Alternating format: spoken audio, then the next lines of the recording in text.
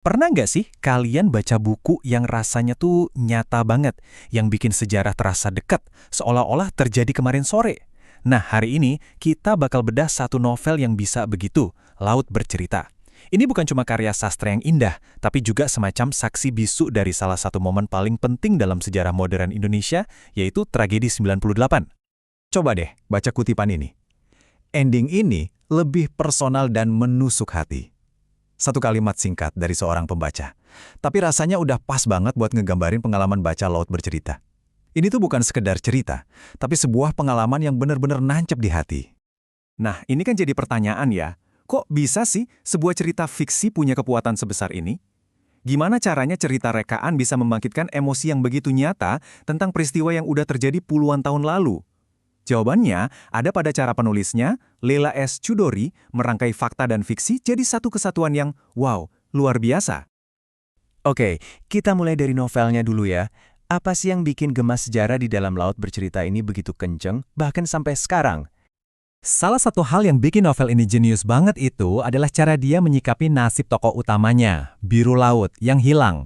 Nggak ada satu jawaban pasti. Malah kita dikasih berbagai kemungkinan akhir yang puitis banget.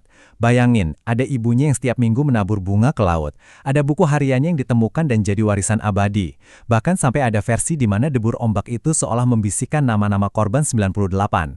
Tiap akhir cerita itu kayak potret harapan dan kepedihan keluarga yang terus mencari tanpa pernah benar-benar menemukan. Sekarang, oke, kita geser sedikit dari fiksinya. Karena di balik kisah Pilu Biru Laut, ada tragedi nyata yang mengguncang satu negara. Novel ini pada dasarnya adalah cermin dari fakta kelam di era Reformasi 98. Cuma satu angka, 4. Tapi angka inilah yang jadi jantung dari semua tragedi itu. 4 nyawa mahasiswa yang hilang pada tanggal 12 Mei 1998, hari yang selamanya mengubah arah sejarah Indonesia. Dan disinilah kita lihat gimana fiksi jadi suaranya mereka yang dibungkam. Hilangnya biru laut di tengah lautan itu jadi metafora yang begitu pedih untuk para aktivis yang dihilangkan di masa itu. Sebuah kebenaran pahit yang diceritakan lewat sastra. Terus apa sih yang bikin semua ini meledak? Bayangin deh, negara kita dihantam krisis ekonomi yang parah banget. Harga-harga naik gila-gilaan dan kepercayaan publik sama rezim Orde Baru yang udah berkuasa 32 tahun, ya akhirnya habis. Di tengah kekacauan itulah mahasiswa turun ke jalan. Mereka jadi garda terdepan yang menuntut perubahan. Bulan Mei tahun 98 itu, wah kejadiannya cepat banget, kayak roller coaster yang nggak berhenti. Mulai dari kenaikan harga BBM tanggal 4 Mei, terus meledak jadi tragedi Trisakti tanggal 12 yang memicu kerusuhan besar di mana-mana, sampai puncaknya mahasiswa menduduki gedung DPR MPR dan akhirnya tanggal 21 Mei Presiden Soeharto mundur. Semua itu terjadi cuma dalam hitungan minggu. Tapi ya itu, perubahan sebesar ini ada harganya, dan harganya mahal banget. Sekarang, kita akan fokus ke pengorbanan yang menjadi bahan bakar utama dari gerakan reformasi. Awalnya, hari itu cuma aksi damai biasa. Para mahasiswa cuma mau menyampaikan aspirasi. Tapi sore harinya, suasana berubah total. Suara tembakan terdengar, dan ternyata peluru tajam yang merenggut nyawa. Aksi damai berubah jadi duka nasional dalam sekejap.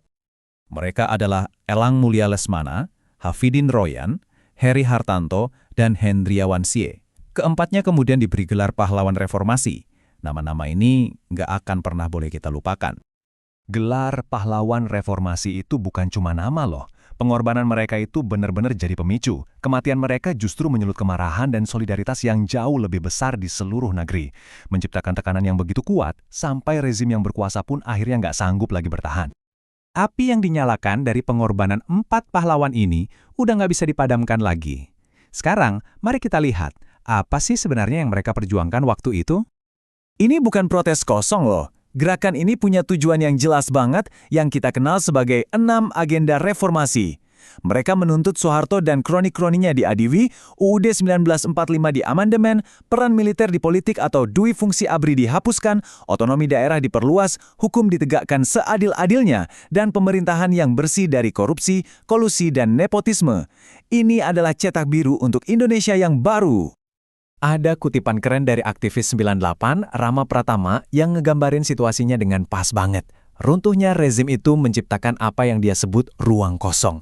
Dan di ruang kosong inilah, semua orang yang tadinya takut mendadak jadi berani ngomong. Disinilah era pertarungan ide dan gagasan dimulai, dengan mahasiswa sebagai penggerak utamanya. Nah, sekarang kita balik lagi ke awal. Lingkarannya jadi utuh kan?